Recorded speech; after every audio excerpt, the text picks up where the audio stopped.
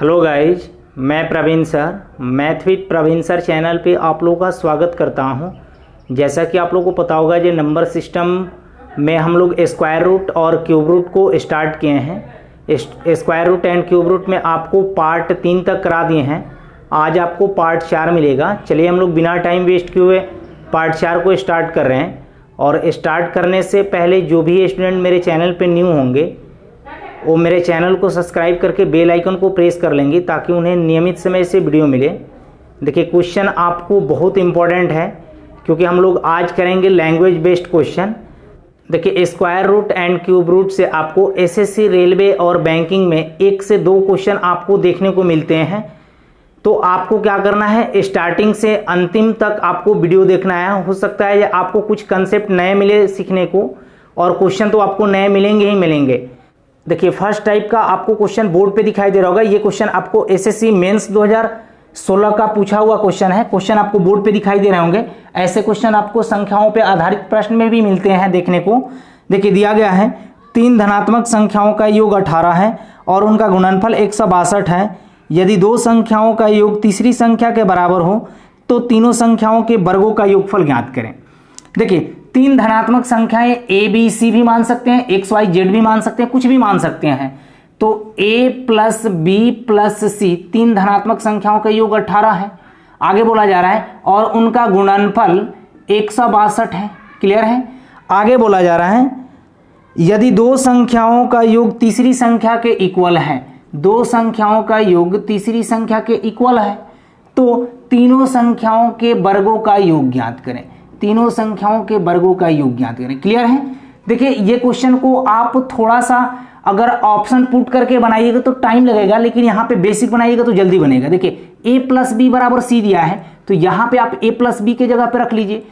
यहाँ पे सी रखेंगे तो क्या हो जाएगा, सी प्लस सी कितना हो जाएगा, 2c, क्योंकि यहाँ पे ए प्लस बी के स्थान पे क्या रखेंगे, सी यहाँ पे और सी यहाँ पे, तो 2c बराबर कितना 18। तो बताइए यहाँ पे सी का मान निकल गया, कितना हो गया 9। क्लियर है। अब c का मान 9 हो गया। क्लियर है। तो यहां पे देखिए अगले स्टेप में दिया गया है ये तीनों संख्याओं का गुणनफल कितना है, 162 है। तो यहां पे ए बी इंटू क्या, c का वैल्यू पुट कर दीजिए 9। अब बराबर कितना है 162। इसको यहां से काटेंगे तो कितना हो जाएगा 18, यानी ए बी का प्रोडक्ट कितना आ गया 18। अब आप 18 को फैक्टर तोड़ लीजिए। 18 को फैक्टर क्या तोड़ेंगे, 1, इसको 1 गुना 18 लिख सकते हैं। क्लियर है। 2 गुना 9 लिख सकते हैं, 6 गुना 3 लिख सकते हैं। बोलिए लिख सकते हैं कि नहीं।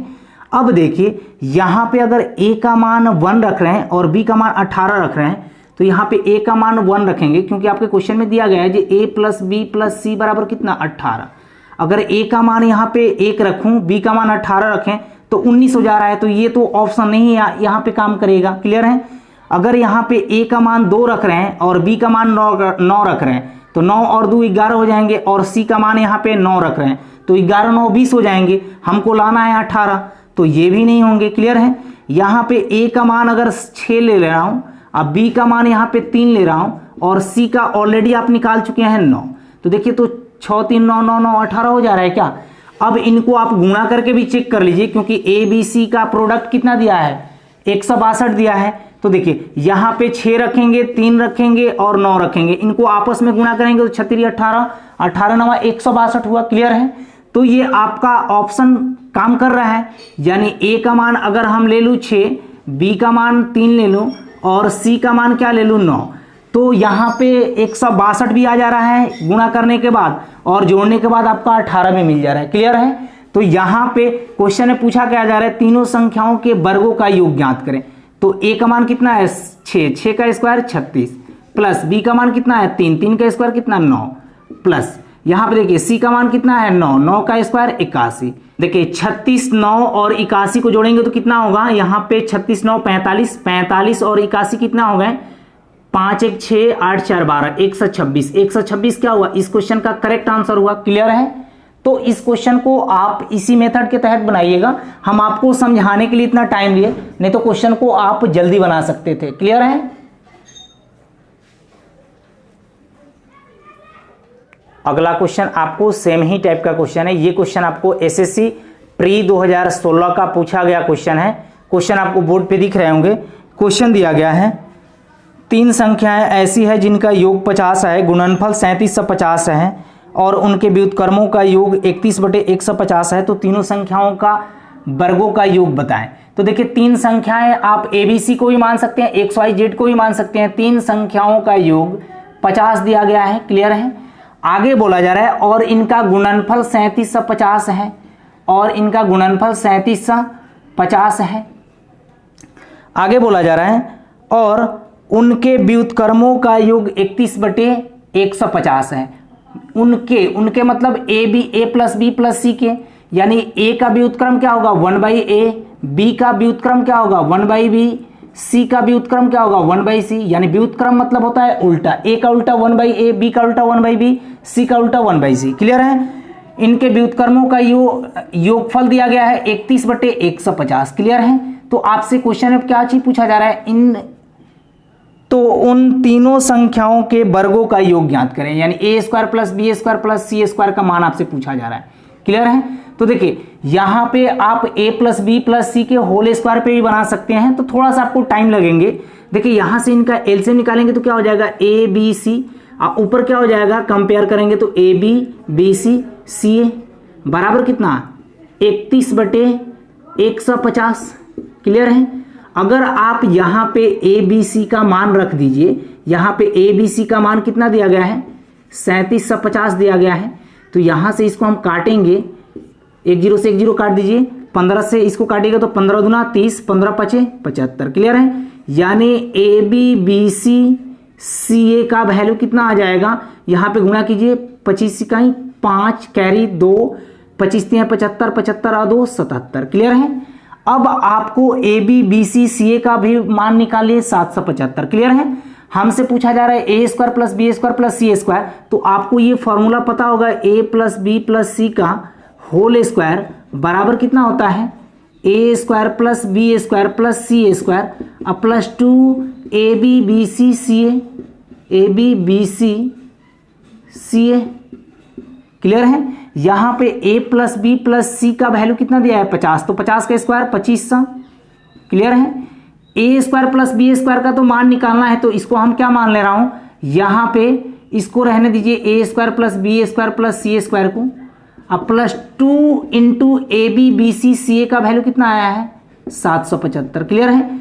यहां पे इससे मल्टीप्लाई करेंगे तो कितना हो जाएगा 5 दूना 10 के 0, 7 दूना 14 1 15, 7 दूना 14 1 15, यानी 1550 को इधर हम लाके घटाएंगे तो बताइए A² plus B² plus C² का वैल्यू कितना मिलेगा, यहां से घटाएंगे तो कितना 950 होंगे, क्लियर है।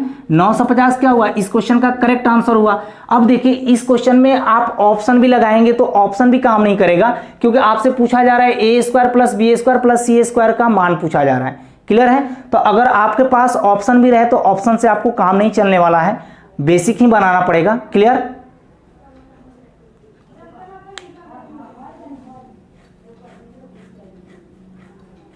देखिए अगला क्वेश्चन आपको सेम ही टाइप का क्वेश्चन है। ये क्वेश्चन आपको एसएससी मेंस 2015 का पूछा गया क्वेश्चन है।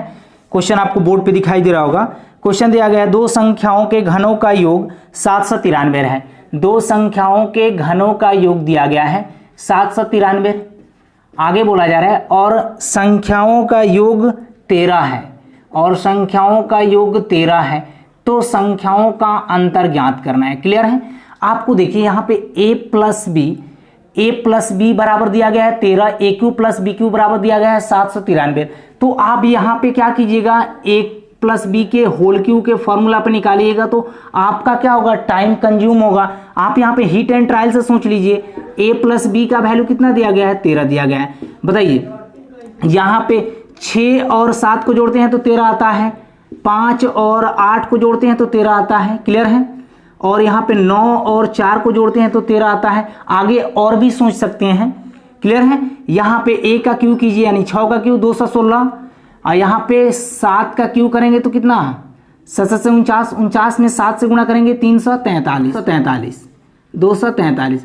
यहाँ पे ऐड करेंगे तो ये कभी 793 आएगा नहीं आएगा, तो इसको छोड़ दीजिए। यहाँ पे 5 का क्यू कितना होता है 125, 8 का क्यू कितना होता है 64, 8 का क्यू कितना होता है 256, 125 और 256 को जोड़ेंगे तो कभी 793 मिलेगा, नहीं मिलेगा, तो इसको भी छोड़िए। यहाँ पे देखिए 9 का क्यूब कितना 729 और 4 का क्यूब कितना 64। तो बताइए यहाँ पे इसको ऐड करेंगे तो कितना 9 4 13 6 2 8 1 9 793 मिल जा रहा है। क्लियर है? यानी ए का मान कितना रख रहा हूं 9, अब बी का मान कितना रख रहा हूं 4। या तो आप ए का मान 4 रख लीजिए और बी का मान 9 रख लीजिए, या नहीं तो आप ए का मान 9 रखिए और बी का मान 4 रखिए। किसी को भी आप 9 मान सकते हैं, किसी को भी आप 4 मान सकते हैं। क्लियर है? तो यहां पे देखिए ए क्यू प्लस बी क्यू बराबर 793 दिया है।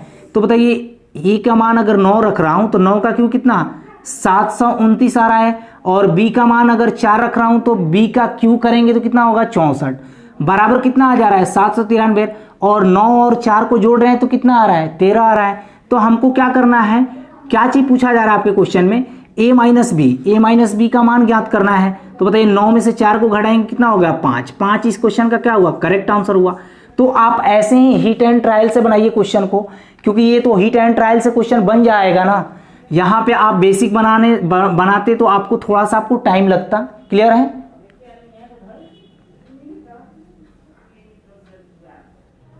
अगला क्वेश्चन ये इस टाइप का लास्ट क्वेश्चन होगा। ये भी क्वेश्चन आपको एसएससी प्री 2016 का पूछा गया क्वेश्चन है।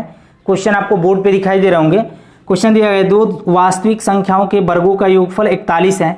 दो वास्तविक संख्याओं के वर्गों का योगफल 41 है, आगे दिया गया है, और उनका अपना योगफल 9 है, और उनका अपना योगफल कितना दिया है 9। क्लियर है? तो क्वेश्चन पूछा जा रहा है इन दोनों संख्याओं के घनों का योगफल ज्ञात करें। इन दोनों संख्याओं के घनों का योगफल ज्ञात करें। फिर यहाँ पे बेसिक फॉर्मूले लगा के आप बनाइएगा तो थोड़ा सा टाइम लगेगा आपको। क्लियर है? तो यहाँ पे आप हिट एंड ट्रायल से बना लीजिए। देखिए 1 और 8 को जोड़ते हैं तो कितना मिलता है 9। यहाँ पे 5 और 4 को जोड़ते हैं तो कितना मिलता है 9। आगे और भी आप सोच सकते हैं 6 और 3 को जोड़ेंगे तो कितना 9। क्लियर है? तो देखिए यहाँ पे 1 का स्क्वायर करेंगे और 8 का स्क्वायर करेंगे तो यहाँ पे 41 कभी मिलेगा नहीं मिलेगा, तो ये ऑप्शन गया। 5 का स्क्वायर 25, 4 का स्क्वायर 16, 25 और 16 41 होते हैं, ये तो होगा।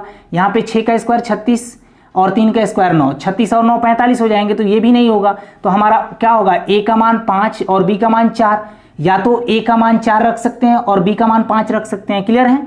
तो देखिए ए प्लस बी के जोड़ने के बाद भी आपको 9 मिल रहा है, और ए स्क्वायर प्लस बी स्क्वायर करने के बाद आपको 41 मिल रहा है। तो हमको निकालना क्या है ए क्यू प्लस बी क्यू, यानी इन संख्याओं के घनों का योगफल निकालना है। तो 5 का क्यूब कितना 125 और 4 का क्यूब कितना 64। क्लियर है? तो 4 5 9 और 6 2 8 189 क्या हुआ इस क्वेश्चन का करेक्ट आंसर हुआ। क्लियर है? देखिए अगला क्वेश्चन आपका नेक्स्ट टाइप का, ये पहला क्वेश्चन होगा। ये क्वेश्चन आपको एसएससी सीपीओ 2017 का पूछा गया क्वेश्चन है। क्वेश्चन आपको बोर्ड पे दिखाई दे रहे होंगे। क्वेश्चन बहुत आसान है। क्वेश्चन दिया गया है n के किस मान के लिए 3 4n एक पूर्ण घन होगा जहां 3 4n 3 अंकों की एक संख्या है। देखिए 3 4n क्या है, एक पूर्ण घन है। आपके ऑप्शन में दिया गया है 2 3 4 5। तो आप बताइए इसको पूर्ण घन का मतलब क्या होता है। ये आपका क्यूब है, परफेक्ट क्यूब है, तो यहां पे अगर 2 रखेंगे तो बताइए 2 7 42 कभी पूर्ण घन होगा नहीं होगा। अगला ऑप्शन दिया गया है 3। यहां पे अगर हम n के जगह पे 3 रख रहा हूं तो 3 7 43, 3 7 43 किसका होता है 7 गुने 7 गुने 7। तो आपका ये परफेक्ट क्यूब बन रहा है। क्लियर है? तो आपका ऑप्शन क्या आंसर होगा, ऑप्शन 3 होगा। क्लियर है? n के जगह पे आपको 3 रखना पड़ेगा। 3 क्या हुआ इस क्वेश्चन का करेक्ट आंसर हुआ। क्लियर है? देखिए अगला क्वेश्चन आपको सेम ही टाइप का क्वेश्चन है। ये भी आपको क्वेश्चन एसएससी सीपीओ 2017 का पूछा गया है। क्वेश्चन आपको बोर्ड पे दिखाई दे रहे होंगे। क्वेश्चन दिया गया है n के किस मान के लिए 270n एक पूर्ण वर्ग संख्या होगा जहां 270n एक 4 अंकीय संख्या है। 270n एक 4 अंकीय संख्या है। ऑप्शन भी आपको दिए गए हैं, यानी n के स्थान पे कौन सी संख्या को रख दे ताकि यह एक परिपूर्ण वर्ग बन जाए, यानी परफेक्ट स्क्वायर बन जाए। ऑप्शन दिया गया है 1 6 4 और 9। क्लियर है? तो देखिए अब यहाँ पे आपको स्क्वायर और क्यूब याद नहीं रहेगा तो आप क्या कीजिएगा, ऑप्शन को यहाँ पे बारी बारी से रख के उसका वर्गमूल निकालिएगा, तब बताइएगा ये ऑप्शन ये होगा। क्लियर है? हम इसीलिए नंबर सिस्टम को स्टार्ट करने से पहले आपको बताए थे जे 1 से लेकर 50 तक आप स्क्वायर को याद कर लीजिए, 1 से लेकर 30 तक आपको क्यूब याद होना चाहिए। क्लियर है? तो यहाँ पे देखिए 270 n के जगह पर अगर 1 रख रहा हूं तो यहाँ पे 27 आपका परफेक्ट स्क्वायर नहीं है। क्लियर है? और दूसरे ऑप्शन को रख रहा हूं यहाँ पे, ये ऑप्शन नहीं है। क्लियर है? 2706 को रख रहा हूं यहाँ पे, ऑप्शन दूसरे ऑप्शन को रख रहा हूं यहाँ पे n के जगह पे 6 को। तो ये बताइए 2706 भी आपका ये परफेक्ट स्क्वायर नहीं है। क्लियर? यहाँ पे रख रहा हूं ऑप्शन सी को 2704, ये आपका एक परफेक्ट स्क्वायर है, क्योंकि ये आपका 52 का स्क्वायर कितना होता है, 2704 होता है, 2704 होता है। क्योंकि आपको पता है कि 50 का स्क्वायर 2500 होता है, तो 2500 से थोड़ा सा ज़्यादा है तो 51 ना होकर 52 होगा, क्योंकि 51 के इकाई डिजिट से आप इकाई डिजिट तो यहाँ पे 4 मिल रहा है, तो 51 का इकाई डिजिट क्या मिलेंगे आपको, 1 मिलेंगे, तो 51 तो होगा नहीं। ये परफेक्ट आपका स्क्वायर किसका है, 52 का स्क्वायर है। क्लियर है?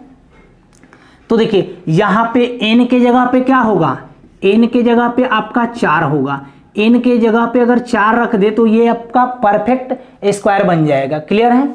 देखिए हम लोग फास्ट कैलकुलेशन मैथ में आपको कैसे स्क्वायर निकालना है, कैसे आपको क्यूब निकालना है, क्वेश्चन को देखकर कैसे बड़े बड़े संख्या को गुणा करना है, ये सब लेकर आएंगे। पहले अर्थमेटिक को खत्म हो जाने दीजिए और नंबर सिस्टम को, तो हम उसको फास्ट कैलकुलेशन मैथ में पार्ट बाय पार्ट करके पढ़ाएंगे। क्लियर है? अगला क्वेश्चन आपका नेक्स्ट टाइप का ये पहला क्वेश्चन होगा। ये क्वेश्चन आपको एसएससी 2013 का प्री में पूछा गया क्वेश्चन है। क्वेश्चन दिया गया है, क्वेश्चन आपको बोर्ड पे दिखाई दे रहे होंगे। दिया गया है जो 6247 8078 के वर्गमूल में अंकों की संख्या क्या होगा। वर्गमूल में आपको अंकों की संख्या ज्ञात करना है। आप बताइए, वर्गमूल निकालते हैं तो दाहिने साइड से पेयर बैठाते हैं, यानी दाहिने साइड से पेयर बैठाते हैं तो यहाँ पे पेयर बैठाइए। क्लियर है? यहाँ पे तो पेयर बैठ जा रहा है, अगर यहाँ पे पेयर नहीं बैठता है तो उस जो एक संख्या बचता है तो उसके आगे हम क्या लगा देते हैं, 0 पेयर बैठाने के लिए। तो यहाँ पे देखिए, यहाँ पे कितना आपका पेयर हो रहा है, 1 2 3 4, तो इसमें वर्गमूलों की इसमें वर्गमूल में अंकों की संख्या कितनी होगी, 4 क्या हुआ, इस क्वेश्चन का करेक्ट आंसर हुआ। क्लियर है? ये क्वेश्चन आसान था, क्वेश्चन को आप देख के ही आंसर बता सकते हैं। अगला क्वेश्चन आपको सेम ही टाइप का क्वेश्चन है। ये क्वेश्चन आपको रेलवे 2014 में पूछा गया है। क्वेश्चन आपको बोर्ड पे दिखाई दे रहे होंगे। क्वेश्चन दिया गया है 1166 400 के वर्गमूल में अंकों की संख्या कितनी होगी। तो अब आप ये मत कीजिएगा जब आप वर्गमूल निकालिएगा, आप वर्गमूल निकाल के आप क्या कीजिएगा, यहाँ पे संख्या को काउंट करके यानी अंकों को काउंट करके आप बताइएगा। वैसे नहीं, हम आपको क्या तरीका बताए थे, यहाँ पे क्या तरीका बताए थे, जब आप दाहिने साइड से पेयर को लगाते चलिएगा। यहाँ पे देखिए, यहाँ पे एक ही संख्या बच रहा है तो एक 0 ले लेंगे। क्लियर है? तो यहाँ पे कितना पेयर हो रहा है, 1 पेयर 2 पेयर 3 पेयर 4 पेयर, तो इसमें वर्गमूल में अंकों की संख्या कितनी होगी, 4 क्या हुआ, इस क्वेश्चन का करेक्ट आंसर हुआ। क्लियर है? देखिए अगला आपका नेक्स्ट टाइप का ये पहला क्वेश्चन होगा। ये भी क्वेश्चन आपको एसएससी में पूछा गया क्वेश्चन है। क्वेश्चन आपको बोर्ड पे दिखाई दे रहे होंगे। क्वेश्चन दिया गया है 1323 को किस छोटी छोटी संख्या से गुणा किया जाए ताकि यह एक परिपूर्ण घन बन जाए। तो देखिए आपको ऑप्शन दिए गए हैं 4, यहाँ पे 1323 में चारों ऑप्शन को बारी बारी से रख के आप उसमें गुणा कीजिएगा और उसका आप क्यूब निकालिएगा, तो उसमें आपका टाइम वेस्ट होगा। आप क्वेश्चन को नॉर्मल तरीके से बना लीजिए। 1323 में किस संख्या से गुणा किया जाए ताकि यह एक परिपूर्ण घन बन जाए। तो आप यहाँ पे डायरेक्ट एलसीएम निकालिए। देखिए तो 3 2 5 3 8 1 9, ये 3 से भाग लग जाएगा क्योंकि सबका योगफल क्या हो रहा है, 9 हो रहा है, तो 3 से और से भाग लगेगा। 3 चौका 12, 3 चौका 12, 3 इकाई 3, यहाँ पे कितना 21 का स्क्वायर कितना होता है, 4 से 41। क्लियर है? यहाँ पे 3 21 को हम क्या तोड़ सकते हैं, 7 × 3 में फिर 21 को हम क्या तोड़ सकते हैं 7 × 3 में, क्लियर है। आप इसका फैक्टर भी निकाल सकते थे 1323 का, क्लियर है। देखिए यहाँ पे 3 का तो क्यूब निकल जाएगा क्योंकि ये 3 गो है 3, यानी इसका आपका क्यूब बन जाएगा। लेकिन 7 देखिए 7 आपका 2 ही बार आया है, 7 आपका 2 ही बार आया है, 3 कितनी बार आया, 3 बार आया है, 3 बार आया है। तो बताइए 7 एक और 7 से गुणा कर दो, इसमें एक और 7 से गुणा कर दो तो ये क्या हो जाएंगे, परफेक्ट क्यूब हो जाएंगे। तो बताइए हमारा आंसर क्या होगा 7, क्योंकि वह छोटी छोटी संख्या क्या होगी 7 होगी, जिसमें हम 1323 में अगर 7 से गुणा कर दूं तो ये परफेक्ट क्यूब बन जाएगा, क्लियर है। देखिए अगला क्वेश्चन आपको सेम ही टाइप का क्वेश्चन है, ये भी क्वेश्चन आपको एसएससी में पूछा गया क्वेश्चन है। क्वेश्चन आपको बोर्ड पे दिखाई दे रहे होंगे। क्वेश्चन दिया गया है उस न्यूनतम संख्या जिससे 1440 को गुणा करने पर एक परिपूर्ण घन प्राप्त हो के अंकों का योग ज्ञात करें। तो पहले वो असंख्या ज्ञात करना होगा, जो कौन सी संख्या से गुणा करें। तो देखिए 1440 में बोल रहा है ये कौन सी संख्या से गुणा करें ताकि यह परिपूर्ण घन प्राप्त हो। तो देखिए 1440 का आप अगर फैक्टर निकालेंगे तो 12 × 12 144 इंटू क्या 10। आप 12 को 4 × 3 समझ सकते हैं। तो बताइए 4 को हम 2 × 2 लिख सकते हैं क्या, इंटू 3। यहाँ पे बताइए इसको भी लिख सकते हैं 2 × 2 इंटू क्या 3, क्लियर है। यहाँ पे हम क्या 2 × 5, क्लियर है। यहाँ पे देखिए तो 2 कितनी बार मिल रहा है 5 बार मिल रहा है, क्लियर है। और 3 कितनी बार मिल रहा है 2 बार, और 5 कितनी बार मिल रहा है 1 बार, क्लियर है। हमको 1 और 2 मिल जाता तो ये परफेक्ट क्यूब कहलाता, तो 1 और 2 चाहिए। यहाँ पे 3 कितनी बार आया है 2 बार आया है, तो 1 बार और आता तो ये परफेक्ट क्यूब कहलाता। यहाँ पे 5 देखिए 5 कितनी बार आया है 1 बार आया है, 2 बार और आया होता तो हम क्या समझ सकते थे ये एक परफेक्ट क्यूब है। तो 5 कितनी बार चाहिए 2 बार चाहिए, 3 कितनी बार चाहिए 1 बार चाहिए, और 2 कितनी बार चाहिए 1 बार चाहिए, क्लियर है। तो यहाँ पे देखिए तो 3 दूना 6, 6 पचे 30, 30 पचे 150। तो आप बोलिए जी 1440 में बोला जा रहा है कौन सी वैसी न्यूनतम संख्या से गुणा करें ताकि यह एक परफेक्ट क्यूब बन जाए। तो 1440 में अगर 150 से गुणा कर देंगे तो ये आपका परफेक्ट क्यूब कहलाएगा। अब बोला जा रहा है तो उस संख्या के अंकों का योग बताएं। तो बताइए 150 का योग बताना है तो 1 + 5 + 0, यही ना हुआ। 150 को हम ऐसे लिख सकते हैं 1 + 5 + 0, क्योंकि संख्या के अंकों का योग बताना है। तो यहाँ पे कितना होगा 6, 6 क्या हुआ इस क्वेश्चन का करेक्ट आंसर हुआ। देखिए अगला क्वेश्चन आपको सेम ही टाइप का क्वेश्चन है, ये भी क्वेश्चन आपको एसएससी में पूछा गया क्वेश्चन है। क्वेश्चन आपको बोर्ड पे दिख रहे होंगे। क्वेश्चन दिया गया है जे उस न्यूनतम संख्या जिससे 1800 को गुणा करने पर एक परिपूर्ण घन संख्या प्राप्त हो के अंकों का योग होगा। यानी 1800 में किस संख्या से हम गुणा कर दें ताकि यह संख्या क्या हो जाए परिपूर्ण घन प्राप्त हो। तो 1800 का फैक्टर निकालिए, इसको हम क्या लिख सकते हैं देखिए तो 18 × 100 लिख सकते हैं क्या 18 को हम क्या 9 × 2 लिख सकते हैं, 9 को 3 × 3 में ब्रेक कर सकते हैं। अब बताइए यहाँ पे 25 × 4 में ब्रेक कर सकते हैं, 25 को 5 × 5 लिखते हैं और 4 को 2 × 2 लिख दें, क्लियर है। हम फैक्टर तोड़ रहे हैं इसका, क्लियर है। यहाँ पे देखिए तो 3 कितनी बार आया है 2 बार आया है, और 2 कितनी बार आया है 3 बार आया है, और 5 कितनी बार आया है 1 बार आया है। तो देखिए 2 का क्यूब है, यानी ये 2 क्या परफेक्ट क्यूब हो रहा है। यहाँ पे देखिए 3 2 बार आया है तो 1 और 3 की जरूरत है, 5 1 बार आया है तो बताइए 5 2 बार आया है, यहाँ पे 5 2 बार आया है तो 1 और 5 की जरूरत है। तो यहाँ पे कितना हो जाएंगे 15, यानी 1800 में आप 15 से गुणा करेंगे तो इसका जो परिणाम आएगा वो एक क्या होगा परिपूर्ण घन होगा। तो क्वेश्चन बोला जा रहा है तो संख्या के अंकों का योग बताएं, यानी 1 + 5 बराबर कितना 6, क्योंकि यही संख्या प्राप्त हुआ है इनका योग बताना है हमको। तो 1 + 6 कितना 1 + 5 कितना हुआ 6, 6 क्या हुआ इस क्वेश्चन का करेक्ट आंसर हुआ, क्लियर हुआ। देखिए अगला क्वेश्चन आपको सेम ही टाइप का क्वेश्चन है, लेकिन क्वेश्चन में थोड़ा सा चेंजिंग है। ये भी क्वेश्चन आपको एसएससी में पूछा गया है। क्वेश्चन आपको बोर्ड पे दिखाई दे रहे होंगे। क्वेश्चन कहा जा रहा है 7 से 10 में छोटी कौन सी संख्या को जोड़ी जाए ताकि योगफल एक पूर्ण घन संख्या प्राप्त हो।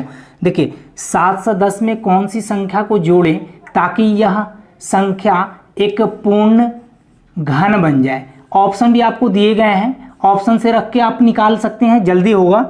देखिए पहला ऑप्शन दिया गया है 19, दूसरा दिया गया है पहला 29 दिया गया है, दूसरा 19 दिया गया है, और तीसरा दिया गया है 11, और चौथा दिया गया है 21।